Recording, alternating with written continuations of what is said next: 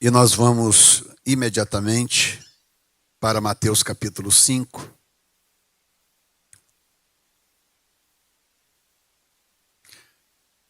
Mateus 5, versículo 1 em diante, nós vamos entrar no texto agora do Sermão do Monte. Eu preguei já 2 mensagens introdutórias do assunto.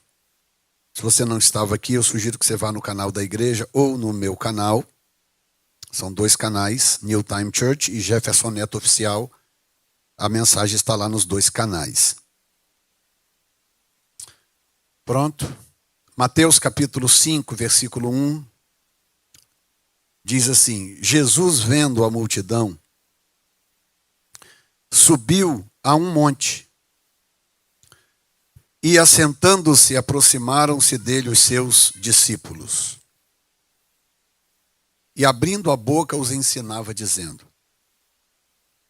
bem-aventurados os pobres de espírito. Você vai ver que nada se parece com a ordem social que nós estamos acostumados. Diz: bem-aventurados os pobres de espírito, porque deles é o reino dos céus. Bem-aventurados os que choram, porque eles serão consolados. Bem-aventurados os mansos, porque eles herdarão a terra. Bem-aventurados os que têm fome e sede de justiça, porque eles serão fartos. Bem-aventurados os misericordiosos, porque eles alcançarão misericórdia. Bem-aventurados os limpos de coração, porque eles verão a Deus. Bem-aventurados os pacificadores, porque eles serão chamados filhos de Deus. Bem-aventurados os que sofrem, porque por causa da justiça, sofrem por causa da justiça, porque deles é o reino dos céus. E ele diz: bem-aventurados sois vós, quando vos injuriarem e perseguirem, e mentindo, aqui está a chave, e mentindo, disserem todo mal contra vós por minha causa. Exultai e alegrai-vos, porque é grande o vosso galardão nos céus. Mas assim perseguiram os profetas, porque assim perseguiram os profetas que foram antes de vós. Eu dividi essa parte, eu vou logicamente por partes, né, ao tentar analisar esse texto, e eu dividi ele em 3 partes, que é: a verdadeira felicidade não está nas posses, mas na condição espiritual. Número 2, o reino valoriza a mansidão, a misericórdia e a pureza de coração. E terceiro lugar, o reino traz esperança mesmo em meio à perseguição. E no final, uma aplicação prática. Então, o Sermão do Monte começa com as bem-aventuranças. Jesus descreve o caráter dos que pertencem ao reino de Deus. Enquanto o mundo valoriza poder, riqueza e autopromoção, Jesus proclama felicidade verdadeira para os que vivem em dependência, humildade e justiça. Aqui não temos apenas promessas futuras, mas também uma inversão radical de valores no presente em relação a essa ordem social. Então eu quero começar falando sobre a expressão bem-aventurados, que tem versões que traduzem por felizes. Olha que curiosidade. Jesus, em nenhum momento, ele desafia você a viver esse padrão. Em nenhum momento ele chega e fala assim: atenção, eu vou anunciar aqui um padrão diferente do padrão social. Quem viver isso aqui vai se dar bem, quem não viver isso aqui vai se dar mal. Lembra do Monte Gerizim e do Monte Ebal, que eu preguei na semana passada? Um grupo sobe no Monte Gerizim, um grupo sobe no Monte Ebal. Um proclama bênção, o outro proclama maldição. Bendito que fizer assim e assado. Aí o outro grita de lá: maldito que fizer assim e assado. E o povo tinha que dizer amém, amém, como uma forma de reconhecer: eu reconheço que é assim mesmo. Então havia sempre esse confronto direto, tipo, o que você vai optar? Você vai optar em fazer o quê? Qual é a sua escolha?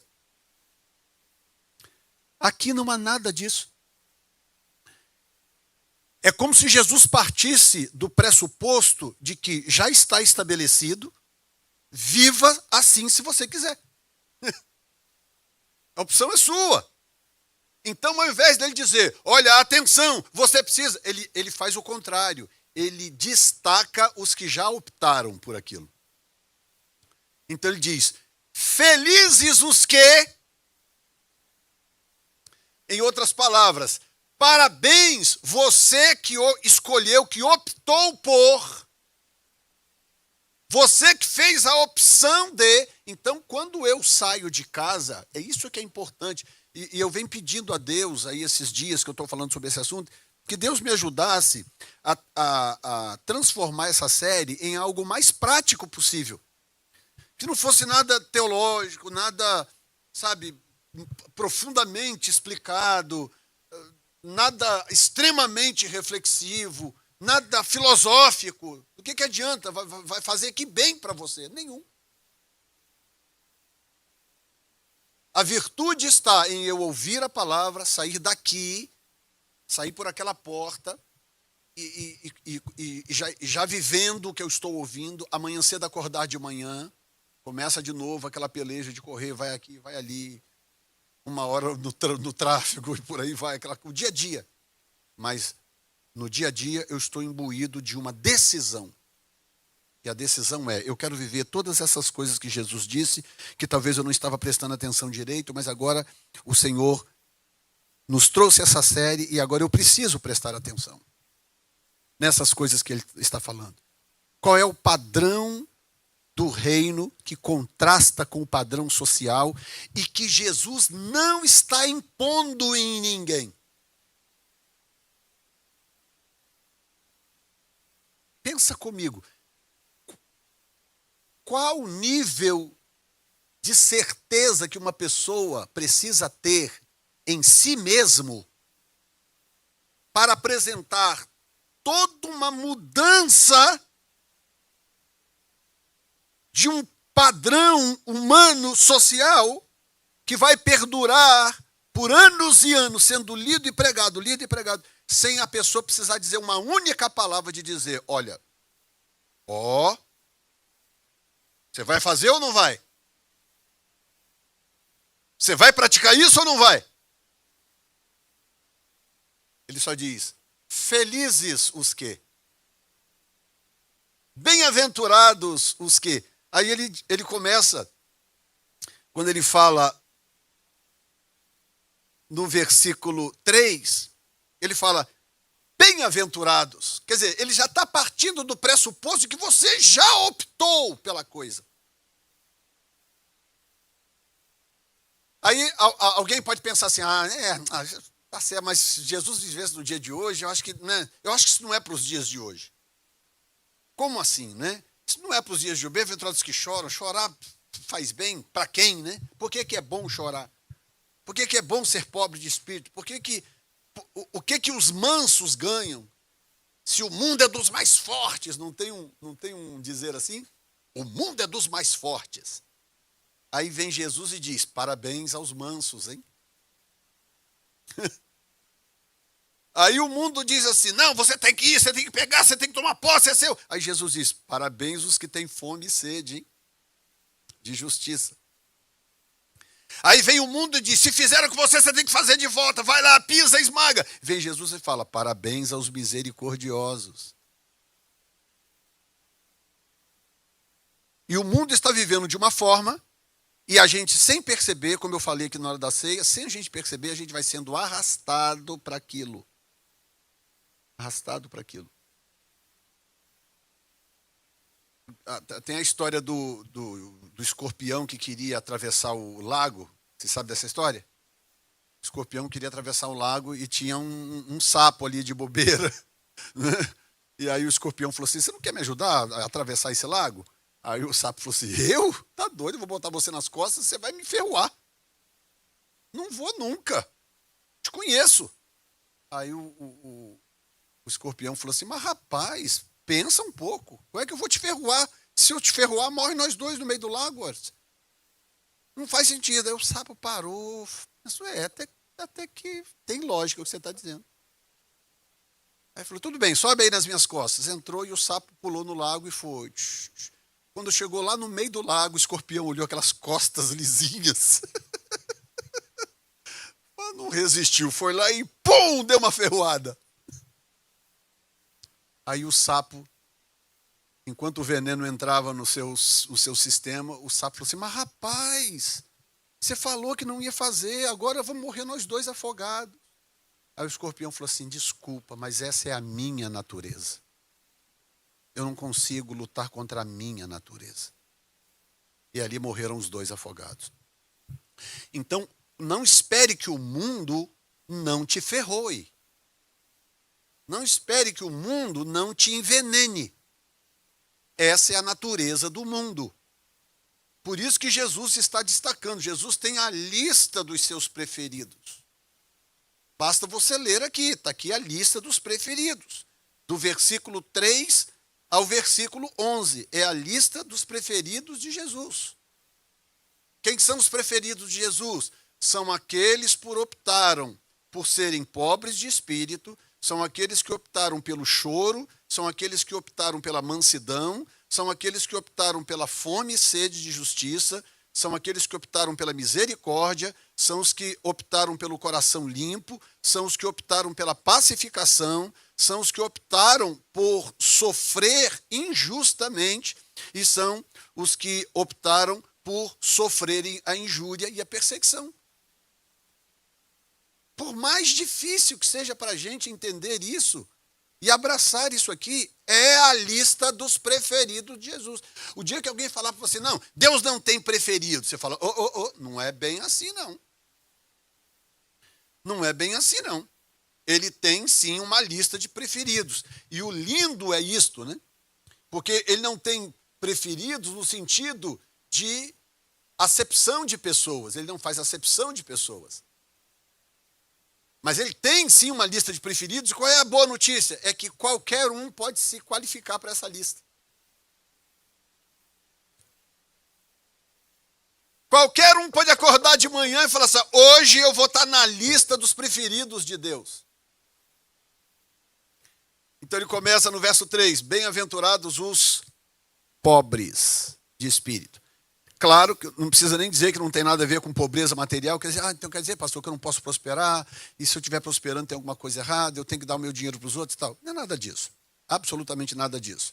Não é pobreza material, mas é o reconhecer a própria insuficiência diante de Deus. Bem-aventurados os pobres de espírito. O que é pobreza de espírito? É um esvaziamento absoluto. Jesus não se fez de pobre por nós. O que Paulo diz em Filipenses 2? Diz que sendo ele em forma de Deus, verso 5 em diante, sendo ele em forma de Deus, não teve por usurpação ser igual a Deus, mas esvaziou-se a si mesmo, assumindo a forma de servo, sendo obediente até a morte e morte de cruz. Pronto. Ele se tornou pobre por nós. Nós fomos lá, acho que você também, não sei se você chegou aí em Cafarnaum, na casa que ele morou. Ele morava num quarto na casa da sogra de Pedro. Ele não tinha casa própria. Tem um pregador por aí, né? Falando que Jesus tinha uma mansão na praia, né? Pregando, uma mansão na praia, está aqui. Morava. Realmente, a casa da sogra de Pedro ficava quase à margem do Mar da Galileia, assim. À margem mesmo. Porque Cafarnaum era uma vilazinha pequenininha, uma vila pequena. A vila toda, talvez de essa região da igreja aqui, mais esse estacionamento da frente aqui, e talvez a próxima rua aqui à esquerda. Se fizer um retângulo nessa área aqui, era a vila de Cafarnaum. Umas 200 casas, talvez. E casinhas, tudo desse tamanho assim, ó. As casinhas são todas desse tamanho assim. Dessa parede, lá na Zandra. Aí eles pegavam essa casa, partiam em 4. Faziam uma cruz no meio, partiam em 4. Aí, normalmente, 2 quartos, podia chamar de sala, um lugarzinho para cozinhar. E em alguns casos, eles tinham também coisa comunitária para cozinhar. Não tinha banheiro. O Filho de Deus, acostumado com um trono de glória, com um ambiente espetacular, ruas de ouro, mar de cristal e etc., com anjos, arcanjos, querubins, serafins adorando ele 24 horas por dia, aceitou a pobreza, porque por amor a nós. Ele se esvaziou a si mesmo. Quem está me ouvindo? Por isso, trata-se de uma pobreza de espírito e não de recurso. Existem pessoas que podem ser ricas de recurso e ainda assim pobres de espírito. Tem gente que tem e não ostenta que tem. Sabe aquele ator, o Keanu Reeves, aquele que fez o Matrix, aquela série dos filmes de Matrix? De vez em quando as pessoas topam por ele nas ruas de Nova York. Ele anda de metrô. Há um tempo atrás filmaram ele sentado do lado de um homeless. Ele estava sentado lá e ele usa roupa normal, roupa como... Aliás, ele parece um homeless, que ele é esquisito, ele é feio. Uma barba esquisita, toda furada, uma barba toda irregular. Aí um dia pegaram ele, flagraram ele sentado no chão, na rua lá, com roupa parecendo um homeless, do lado de um mendigo lá, e conversando com o mendigo e tal, acho que deu tênis pro mendigo, uma coisa assim. E vários já fotografaram ele, filmaram ele no metrô, andando de um lado para o outro. Por quê? Porque ele está quebrado? Não, ele é milionário. Ele é riquíssimo. Mas aí já perguntaram para ele, por que você faz assim? Ele falou assim, porque essas coisas não significam nada, essas coisas não significam nada, isso tudo vai passar. Não sei se ele é crente, eu realmente não sei o que ele é, em termos de religião. Mas eu estou mostrando para você como que é possível uma pessoa ter muito e ainda assim ter uma postura diferente. Enquanto que outros ganharam um pouquinho, só acumulou um pouquinho ali na conta, já fica numa soberba insuportável. Por quê? Nem é rico, fisicamente falando, materialmente falando, mas já é rico de espírito. Entendeu? É o espírito autossuficiente, é a pessoa que sabe tudo, que pode tudo, que tem tudo, que conquista tudo, que tudo, sabe, confia na força do seu braço. É o que a Bíblia fala sobre carros e cavalos, né? No Velho Testamento, carros e cavalos eram um símbolo da soberba humana. Então, o profeta diz, muitos confiam em carros e cavalos, mas nós confiaremos em o nome do Senhor dos Exércitos. Ou seja, muitos confiam no poder financeiro que tem, na profissão que tem, no seja lá o que for, na conta bancária que tem, seja o que for. Outros não, outros confiam no Senhor. Amém? No final da vida, Silvio Santos, dentre outras coisas, para quem não sabe, Silvio Santos era judeu, né? Hoje em dia o termo judeu serve para todos, né? E ele, para todos os israelitas, né? E no final da sua vida, ele foi fazer uma visita numa igreja, conheceu um templo que foi construído em São Paulo e tal. E pouco tempo depois perguntaram para ele e o que ele achou e tal. No meio daquela conversa, eu não lembro exatamente o contexto, aí perguntaram para ele e o que ele pensava do futuro, né, de tudo que ele conquistou e tal. Ele pegou e falou assim, olha, eu fiz o que estava ao meu alcance, eu não imaginava que a coisa ia chegar nesse tamanho que estava. Eu fiz o que eu gosto, né? Eu faço o que eu gosto, eu venho fazendo o que eu gosto, eu invisto naquilo que eu gosto, mas nunca fiz essas coisas imaginando que a coisa chegaria a esse tamanho. Né? Ele falando, mas eu continuo simples, eu acordo todo dia de manhã, eu gosto de pão com ovo. Ele falando, eu gosto de comer pão com ovo e comer o café. O meu almoço é comum, eu gosto de comer arroz, feijão e bife. E ele falando, eu continuo sendo uma pessoa simples, uma pessoa comum, porque nada disso importa. Tanto não importa que ele já não foi agora, não foi embora. Aí fica tudo para os filhos, quer dizer, tudo aquilo que a pessoa luta, protege, de repente cai na mão de outra pessoa, a pessoa morre e cai na mão de outra pessoa. Que se tiver cabeça, tudo bem, que as filhas dele parece que são empresárias, têm a cabeça no lugar. Mas quantas vezes a gente já ouve falar que os pais morrem, largam a herança para os filhos, vão lá, torram tudo. Gastam com droga, com não sei o quê, com mulherada, com homem, com isso, com aquilo, com viagens. Entendeu? Então, eu sempre digo o seguinte, Deus não tem nenhuma dificuldade de prosperar o seu povo, de prosperar pessoas. Deus é o dono do ouro e da prata. Diga comigo, Deus é o dono do ouro e da prata. Ele não tem problema. Aí você pergunta, então por que ele começa a prosperar todos nós aqui? Já pensou, pastor, todos nós ricos, com dinheiro para poder investir em missões? Eu pergunto, você hoje, pobre, investe em missões? Hoje, pobre do jeito que você é, do jeito que nós somos, considerando que tem gente muito mais rica do que nós. Pobres como somos, será que a gente é fiel nas nossas ofertas, nas nossas contribuições, investir no projeto de Deus, etc? Hoje, quem é que garante que se você tiver 10 milhões, você vai fazer isso? Entendeu? Então Deus conhece a gente melhor do que a gente mesmo. E quantas vezes Deus, para poder abençoar a gente, Deus tem que fazer, tem que avisar, olha, vou te abençoar, mas olha, hein, cuidado, hein? Olha, eu vou te abençoar, mas se você aprontar, Deus tem que avisar para a gente. Por quê? Porque não é tão simples. Agora, se você tem o espírito pobre, e de novo, o que é espírito pobre?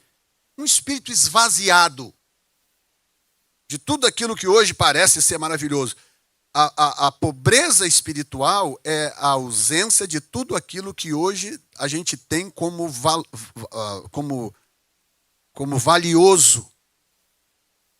A gente se esvazia daquilo, aí pode entrar na minha mão aqui hoje um salário de $1.000 na semana, que vai me ajudar a viver razoavelmente, sem falta de nada, sem exagero, mas pode entrar na minha mão aqui um salário de $100.000 por semana, ou pode entrar aqui na minha mão um salário de 1 milhão, que eu não vou sair por aí batendo o cabeçote desesperado só porque entrou dinheiro na minha conta, porque se eu estou espiritualmente esvaziado dessas coisas, aquele bem material, ele vai trabalhar para o bem do reino de Deus. O reino começa com humildade. Só entra quem entende que nada tem a oferecer. Você viu essa música nova que nós introduzimos hoje? Então vou levantar as minhas mãos e louvar, pois tudo que tenho é um aleluia, aleluia. Sei que não, como é que é? Sei que é simples para um rei, mas não tenho nada além que um coração cantando aleluia, aleluia. Essa música é linda por isso, porque é uma música de reconhecimento, dizendo, eu não tenho nada, porque eu não sei nem por que o Senhor nos quer. Nós não temos nada. Nada além de um aleluia, de um glória a Deus, de um amém. O que eu tenho além disso? Nada! Ah, pastor, mas eu jejuo, só precisa ver quando eu jejuo, pastor, que eu fico numa santidade absurda. Eu fico poderoso, pastor, quando eu estou jejuando e orando, pastor. Oh, tadinho. A gente nem jejua e nem ora por causa de Deus. A gente faz isso por causa de nós mesmos. É para manter a carne no lugar, para dizer, tu não se meta besta, fica aí quieto no seu lugar. Porque eu quero servir a Deus. Porque a carne quer outra coisa. A carne não quer jejuar, a carne quer picanha. A carne quer lasanha, lagosta. Eu encerrei o jejum ontem, né? Nós corremos para o restaurante, né? O restaurante. Por quê? Porque já estava no limite já. Ou seja, a carne não quer nada, não se iluda, a sua carne não quer Deus. A prova de que a nossa carne não quer Deus é que ela não tem salvação. Não existe salvação para a nossa carne. Deus vai nos dar um novo corpo, um corpo glorificado, porque essa carne aqui vai para o pau. Essa carne vai para o fogo. Vai morrer. E o Senhor vai nos dar um corpo novo, amém? Isaías 6, né? O profeta se vê indigno diante da santidade de Deus. Coloca Isaías capítulo 6 para mim. O profeta se vê indigno diante da santidade de Deus. Quer dizer, a visão que a gente tem de Deus, né? No ano em que morreu o rei Uzias, eu vi o Senhor assentado sobre um alto e sublime trono, e a cauda do seu manto enchia o templo. Oh, o cara viu o Senhor. Ok, o que aconteceu? Os serafins estavam por cima dele, cada um tinha 6 asas. Com 2 cobriam seus rostos, com 2 cobriam os pés e com 2 voavam. E clamavam uns aos outros, dizendo: Santo, Santo, Santo é o Senhor dos exércitos, toda a terra está cheia da sua glória. E os umbrais das portas se moveram à voz do que clamava, e a casa se encheu de fumaça. Que visão gloriosa, é verdade. Verso 5: Então disse eu: ai de mim, porque estou perdido, porque sou um homem de lábios impuros. Profeta, hein? Profeta. Ele não era um maledicente, um cara que ficava por aí xingando, falando besteira. Não, profeta. E mesmo profeta, ele dizia: eu sou um homem de lábios impuros. E habito no meio de um povo de impuros lábios. Ele está dizendo: eu sou tudo isso e os meus olhos acabaram de ver o Rei, o Senhor dos Exércitos. Dá para entender isso? Sabe aquele xingozinho durante o dia que parece que não é nada? Só porque você está nervoso? Aquilo tudo vai para a sua conta. Do lábio impuro. De viver e habitar no meio de um povo de impuros lábios. Coisinhas simples que nos descredenciam de poder ver o Rei. Ver, não é viver com o Rei, ver. Ele está dizendo: meu Deus do céu, o que aconteceu comigo? Eu tenho os lábios impuros, eu acabei de ver o Rei. E esses lábios impuros, quem está falando é um cara que vivia profetizando. Você não encontra, pelo menos nos textos de Isaías, você não encontra uma palavra maledicente, um xingo, nada. Nada. E ainda assim ele diz: meus lábios são impuros. Porque só o fato de eu estar falando aqui e eu ter que falar coisas carnais, quando eu digo carnais, não pecaminosas, coisas carnais, coisas do dia a dia, que eu preciso falar, articular com a minha boca. Uma discussão mais acalorada, qualquer coisa, pronto, meus lábios estão impuros. Impuros. E ao invés de Isaías olhar e falar assim: uau, que coisa tremenda, tá vendo aí? O Rei apareceu para mim, porque eu devo ser o tal, porque isso, porque aquilo. Olha aí, tá vendo? Até o Rei agora está aparecendo para mim. Ele falou assim: meu Deus, vou morrer. Ele diz: ai de mim, pois estou perdido. Na versão corrigida, essa aí atualizada, na corrigida diz: ai de mim que vou perecendo. Basicamente ele está dizendo assim: eu vou morrer, porque eu tenho os lábios impuros e eu estou vendo o Rei na minha frente. Eu vou sucumbir, eu vou morrer. Porque ele compreendeu que o grau de pureza do que estava acontecendo naquele momento ali estava muito distante da capacidade dele de ser puro. Muito, muito distante. Então, tanto o versículo 3 quanto o versículo 4, bem-aventurados os pobres de espírito, que deles é o reino dos céus, bem-aventurados os que choram, porque serão consolados. Já teve a experiência de você chorar, e não porque você está feliz, não porque você está celebrando, mas você chorou por alguma razão, por uma decepção, por uma angústia, por uma dor, por uma falta, por uma traição, por uma qualquer coisa. Você teve que botar para fora aquele choro da alma, sabe? Aquele choro da alma. E aqui não está nem falando de qualquer choro. Aquele choro profundo que sai lá de dentro, que você não consegue evitar. Ele tem que sair, porque senão também ele te adoece. Se você já passou por isso alguma vez na sua vida, Jesus está dizendo: parabéns. Parabéns para os que se esvaziam, são os pobres de espírito. Parabéns para os que choram, pelos que optaram por esse estilo de vida. E aí eu tenho que ficar, eu como pastor, a Zanda como pastora, a gente tem que ficar lembrando isso o tempo todo. Né? O tempo todo a gente tem que ficar lembrando. Não, esse choro tem recompensa, esse choro tem recompensa.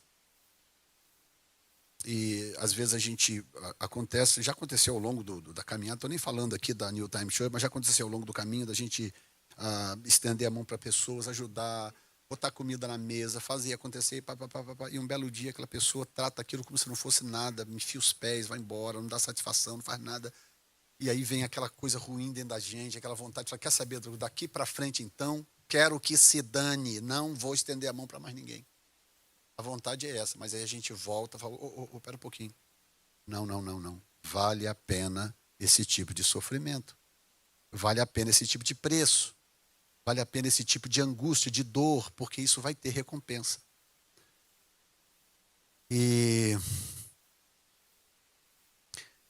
o verso 12, né? Coloca aí o verso 12 rapidamente para mim. Enquanto isso eu vou pegar aqui a expressão que Jesus usa no grego, quer dizer, que o escritor escreveu no grego, verso 12, ele diz que grande é o vosso galardão, né? Tem duas palavras no grego para grande, né? Tem a palavra grande, a palavra mega. Ouve aqui. Saí do texto, só um minutinho.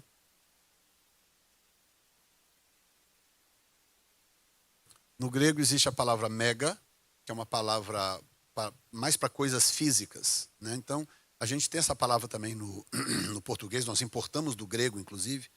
Você fala assim, rapaz, você precisa que mega de um prédio. Por quê? Você está falando da questão física do prédio, as dimensões físicas daquele prédio. Apocalipse capítulo 6, quando fala de uma estrela que vai cair na terra, na grande tribulação, o termo lá é mega, uma mega estrela em chamas vai cair na terra, um meteoro, lógico. Mas na linguagem de João, uma mega quer dizer fisicamente numa proporção elevada. Mas tem uma outra palavra grega que é polis, de onde vem a nossa expressão poli, para qualquer coisa. Ele é polivalente. Quer dizer que é uma pessoa que tem uma série de recursos, de habilidades e tal, polivalente. Esse poli que a gente usa como um prefixo de palavras no português vem de polis, no grego. A diferença entre mega e polis é que mega é grandiosidade no sentido de essência, enquanto que mega é grandiosidade no sentido físico, dimensional. Não, mega, sentido físico, sentido dimensional. E polis é grande no sentido de conteúdo, sentido de caráter, sentido muito mais subjetivo do que físico. Deu para entender? Sim ou não? Então, Jesus, quer dizer, o escritor, que é Mateus, está dizendo, certamente Jesus falou essas coisas em aramaico, mas aí, como o texto é inspirado, Mateus está escrevendo em grego e ele opta pela palavra polis, não pela palavra mega. Que significa que não é... A gente até brinca, né? Olha, tal, a coroa... Eu estava brincando esses dias com um pastor amigo meu, falei, rapaz, grande é o teu galardão. Fica imaginando você andando no céu com aquela coroa enorme, você tentando equilibrar e tal, brincando com ele, né? Mas o sentido não é esse. O sentido não é de coisa proporcionalmente grande, fisicamente grande. Não, significa qualidade. Olha o que ele diz no verso 12, quando ele está encerrando a parte da grande tribulação. Ele diz, exultai-vos e alegrai-vos, porque polis é o vosso galardão no céu, porque grande é o vosso galardão no céu. Ele está dizendo a qualidade do que você vai receber. As pessoas dessa lista, ele está dizendo, o que vocês vão receber no céu em termos de qualidade, de valorização. O que vocês vão experimentar e viver. E lembrando que o galardão que você receber na chegada, que é as bodas do Cordeiro, as bodas do Cordeiro acontecerão na chegada. Acontece o arrebatamento, nós subimos com ele para a glória e quando chegar lá, vem as bodas do Cordeiro. O que são as bodas do Cordeiro? Entrega dos galardões. Pronto, o que você receber de galardão na chegada é o que você terá por toda a eternidade. Você não vai receber nada mais e não vai receber nada menos. É o que você conquistar a partir daqui que você vai receber lá como galardão. Então, o que eu vou fazer sabendo disso? Se eu realmente creio no que está escrito, o que eu vou fazer? Eu vou viver da melhor maneira possível baseado nessa lista. Nessa lista. Porque ele está me garantindo que uma vez que eu viver essa lista, ele está dizendo, se alegrem porque Polis é o vosso galardão, grande é o vosso galardão nos céus, porque assim perseguiram os profetas que foram antes de vós.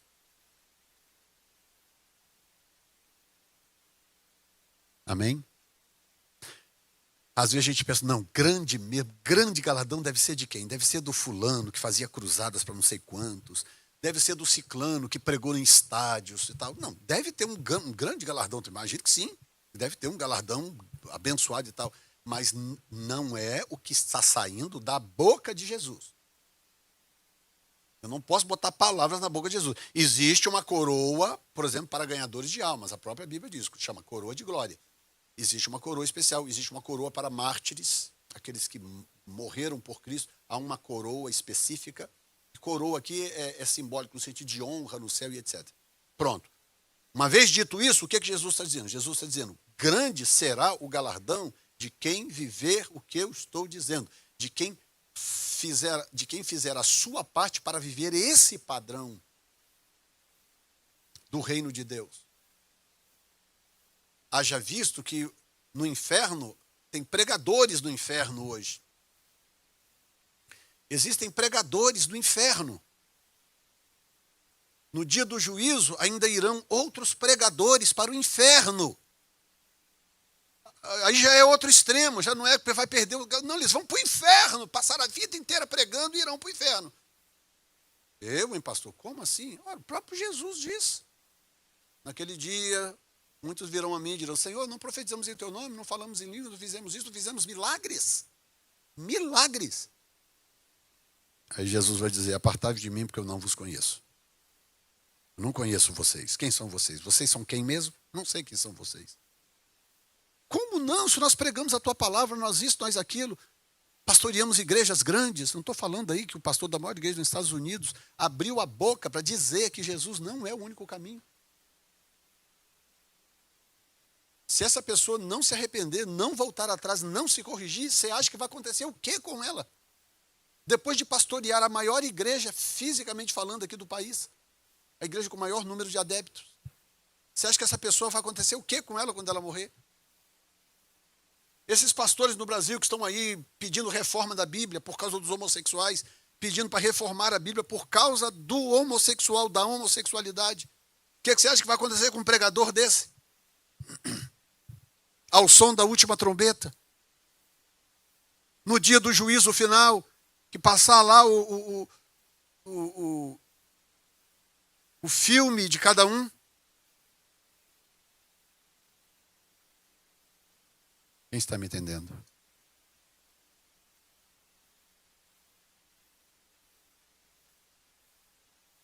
Número 2, o reino valoriza a mansidão, a misericórdia e a pureza. Quer dizer, 3 coisas que são avessas a como a sociedade enxerga a vida. Bem-aventurados os mansos, verso 5. Mansidão não é fraqueza. Olha bem, mas força controlada.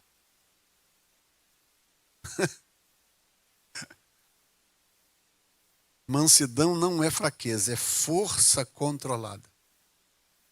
Já viram aquelas cenas da leoa pegando o filhote na boca? Quem já viu esse tipo de cena? A mesma mandíbula que parte o osso do fêmur de um búfalo. A mesma mandíbula que esmaga o crânio de um búfalo. Tem tanta força ali que quando morde, que ele esmaga tudo. Mas quando é o filhote, força controlada. Pega, ele ainda faz aqui, né? Aí levanta na boquinha, aquilo só andando tranquilo. Anda 1 milha. E é tão interessante que, não sei quem já viu esse vídeo, a forma mais rápida de colocar um gato para dormir. Já viram? Já viram aquelas coisinhas que põe no cabelo de mulher? Sabe o que eu estou falando?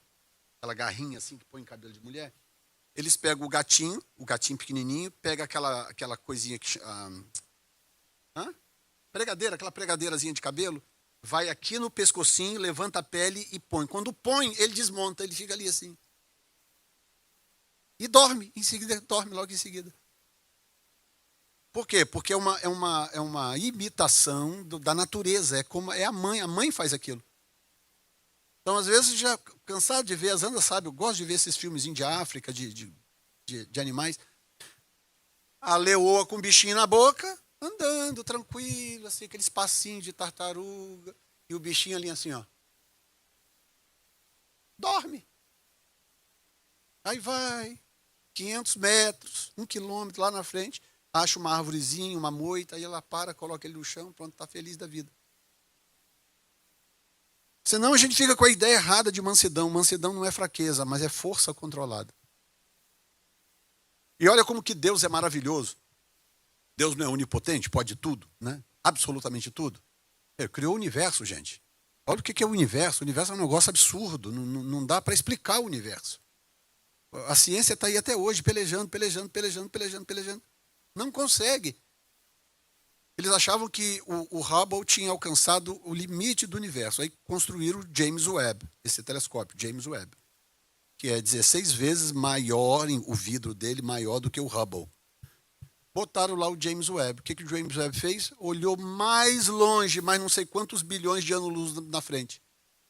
Aí agora ele falou, não é possível. Então nós vamos fazer um maior. Agora estão construindo um telescópio maior do que o James Webb. Vai dar 3 vezes o tamanho do James Webb.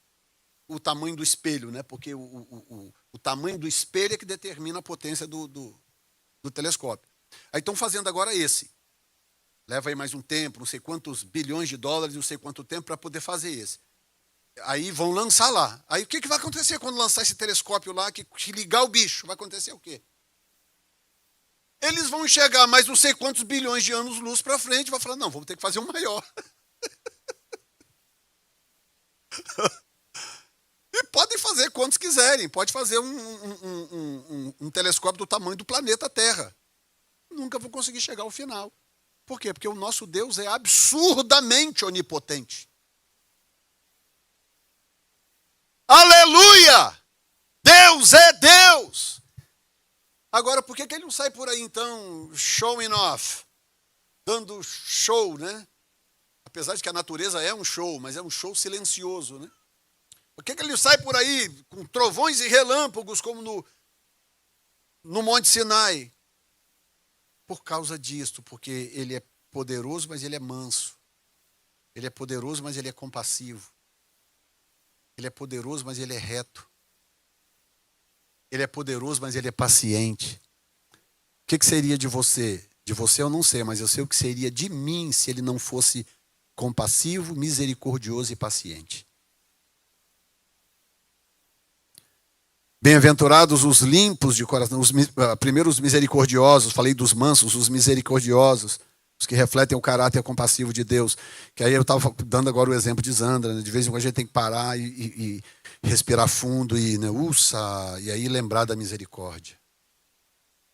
Deus é misericordioso. Se Ele é misericordioso comigo, sou eu que vou dar uma de juiz de você, do outro. Sendo que Ele, sendo o meu juiz, Ele decidiu ser misericordioso. Quantos amam a misericórdia de Deus? A Bíblia diz que as misericórdias do Senhor são a causa de nós não sermos consumidos. Limpos de coração, pureza não é perfeição absoluta, mas sinceridade, integridade e transparência diante de Deus. Estava falando isso, não lembro agora, essa semana com alguém, né? Falando exatamente isso. Né? A questão é a minha disposição de continuar fazendo, continuar lutando. Então, quando eu leio uma lista como esta aqui, que ele nos deu em Mateus, o que eu vejo? Eu vejo um desafio para mim. Não porque ele esteja diretamente me confrontando, porque como eu já disse, em nenhum momento ele fala, vocês vão fazer ou não vão? Como é que é? Qual é a opção de vocês? Vai ser... Não, ele fala, bem-aventurados os quê? Pronto. Faça você ou não, queira você ou não, está lá, bem-aventurados os que fizerem. Então eu acordo todo dia, o que eu faço? Eu falo, não, eu tenho uma lista a cumprir, eu tenho um objetivo para o dia de hoje, assim como para a semana, assim como para esse mês, assim como para esse ano, assim como para essa década. Ou seja, o meu modelo de vida tem que ser esse. Ser misericordioso e ser limpo de coração. E aqui Jesus mostra que a felicidade verdadeira não vem do exterior. mas da transformação interior. E por fim, número 3, o reino traz esperança mesmo em meio à perseguição. Eu acho que aqui talvez esteja a parte mais nevrálgica da história, mais difícil, né? Bem-aventurados os que choram, promessa de consolo aos que sofrem e esperam em Deus. Número 1. Número 2, bem-aventurados que têm fome e sede de justiça, promessa de sociedade plena na fidelidade do Senhor. Quantas vezes a gente sofre injustiça e é duro esperar por uma intervenção de Deus. A gente quer resolver o mais rápido possível. Bem-aventurados os perseguidos por causa da justiça. Perseguição não é sinal de derrota, mas de identificação com Cristo. Ele termina garantindo recompensa eterna, grande é o vosso galardão. Então, eu quero terminar, na verdade, com um versículo, quando ele diz assim, bem-aventurados sois vós, quando vos injuriarem e perseguirem, e, mentindo, disserem todo mal contra vós por minha causa. Aqui está a chave, a palavra mentindo é a chave. Ele está dizendo o seguinte, se o cara te chamar de mal pagador porque você está devendo, desculpa, não tem galardão para isso, porque a pessoa não está mentindo. Se a pessoa te chamar de salafrário, de sem vergonha, porque você foi isso, não, você não tem galardão, porque a pessoa não está mentindo. Se a pessoa chamar você de ladrão, porque você entrou no quintal e roubou a bicicleta, desculpa, mas não tem galardão para você também. Porque a pessoa não está mentindo. Agora, toda vez que alguém mentir a seu respeito, te acusar de algo que você não é, que você não fez, que você não faz, celebre, dê glória a Deus. Não saia para a briga, não vai para a rua, não puxa o 38. Dá glória a Deus, celebra, Senhor, eu estou celebrando, porque eu lembro que o Senhor falou disso, o Senhor disse que vai ser grande o meu galardão. Se eu passar por isso aqui, se eu romper esta fase, o Senhor vai julgar e o teu julgamento é perfeito. O julgamento perfeito normalmente é o julgamento que demora mais tempo. Isso numa linguagem humana. Está essa onda no Brasil agora lá de perseguição política, aqui e acolá e tal. Qual é a acusação que estão fazendo contra o STF? Eles estão atropelando uma série de fases para correr e condenar lá alguns réus. Por quê? Está na cara que o processo não é um processo natural, não é um processo que busque a perfeição. Todo processo que busque uma perfeição no julgamento, ele é longo, ele é demorado. Então, quando eu sofro uma injustiça e eu decido, não, eu vou esperar o julgamento de Deus ao invés de eu tentar agir por mim mesmo. Eu tenho que ter paciência. Eu tenho que esperar. Esperei com paciência no Senhor, e Ele se inclinou para mim e ouviu o meu clamor. Salmo 40. Esperei com paciência. E olha, eu vou dizer para você que coisa maravilhosa quando Deus rompe numa situação. Às vezes você já até esqueceu daquilo. Você largou com Deus, Senhor, tá bom, tá na tua mão.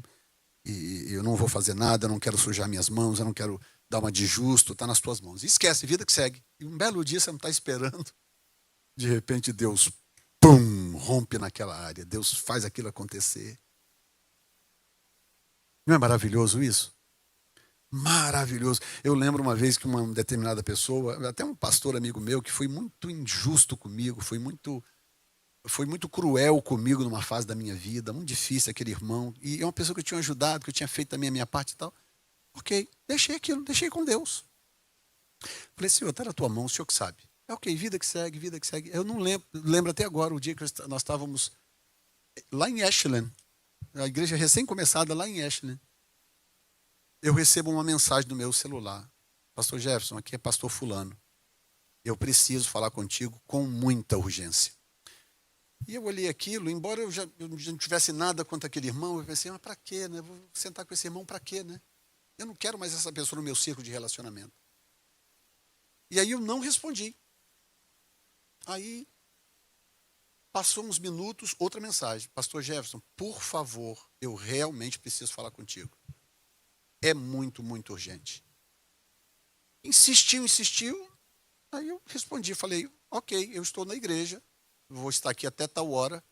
Se você quiser passar aqui na igreja, estou aqui. Então, honestamente, nem imaginava que ele iria. Porque ele teria que vir de um outro lugar, uma outra região e tal, dirigir pelo menos uns 40, 45 minutos.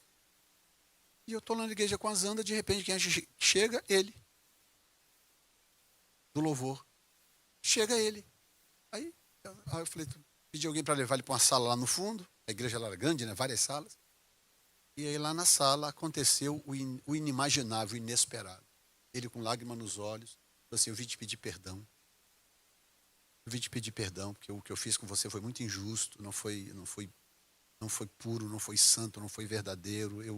E o Espírito Santo vem me incomodando já há tempo. Se eu não fizer isso, eu vou dar uma estafa, porque eu vou dar um troço, porque o Espírito Santo está me cobrando muito, muito forte que eu faça um concerto contigo. Aí até me quebrou, porque quando a pessoa faz isso, você vai fazer o quê? Você vai bater no rosto dela, né? Aí eu falei, não, meu irmão, tá tranquilo. Perdoado você já estava de qualquer forma, mas já que você veio aqui e tal, Deus te abençoe e tal. Mas eu quero que você ore por mim, ore pela minha família, ore pelo meu ministério e tal. Orei por ele. Eu e a Zandra oramos, abençoe, Deus te abençoe e tal. Pronto, liberei aquela pessoa, ela foi embora, nunca mais a vi. Ela não faz parte mais do meu círculo de relacionamento de pessoas que eu confio, mas aquilo limpou, aquilo apagou tudo. Quem foi que fez? Deus. Se na época eu tentasse ser o justiceiro, né? Ah, pois é, porque eu fiz isso por você, eu fiz assim assado, não sei o quê, você isso, você aquilo. Não, tá bom, Senhor, está aqui na tua mão, o Senhor é o justo juiz, né? Bem-aventurados sois vós quando vos injuriarem e perseguirem, mentindo, disserem todo mal contra vós.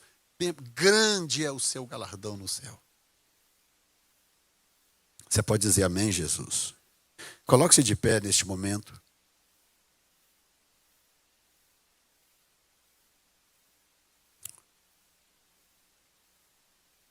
Glória a Deus.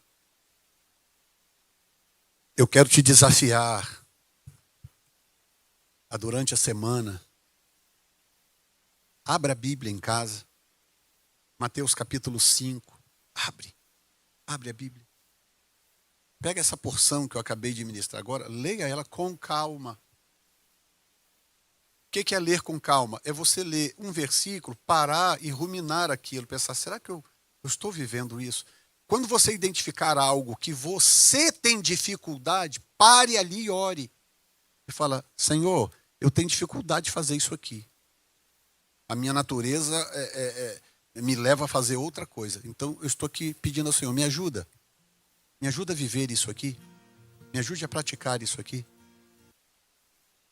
Ele vai ter prazer de, ao ouvir você pedir, prazer de te fortalecer. E de repente você vai passar por situações que você imaginava que nunca conseguiria. Você vai passar e de repente você vai pensar, meu Deus, como é que eu consegui aquilo? Porque você orou, pediu ajuda e Ele veio ao teu socorro. Faça isso, leia essa porção. Se você quiser esperar eu pregar a próxima porção, espere então, aí você lê a próxima porção. Mas leia assim com muito cuidado, sabendo que eu e você seremos julgados amanhã pela forma como nós tratamos essa lista que Jesus acabou de apresentar. Ninguém tem mais autoridade no reino de Deus do que Jesus Cristo, o Filho do próprio Deus. Amém? Levante as suas mãos ao Senhor.